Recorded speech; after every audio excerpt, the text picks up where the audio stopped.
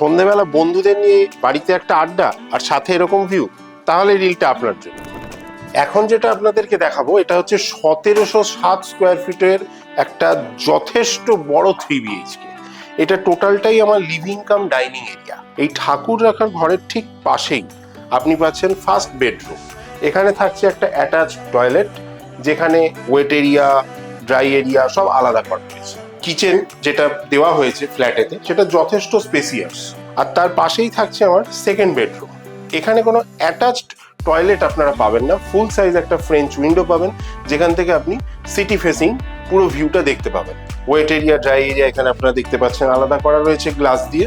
এই থার্ড বেডরুমটা যথেষ্ট বড়, যথেষ্ট স্পেসিয়াস, এবং তার সাথেই থাকছে আপনার অ্যাটাচড ব্যালকনি, এবং এখানে আপনি একটা অ্যাটাচড ওয়াশরুমও পেয়ে যাচ্ছেন। আশা করি ভিডিওটা ভালো লেগেছে। গেট মাই ঘাটের চ্যানেলটাকে সাবস্ক্রাইব করতে ভুলবেন না।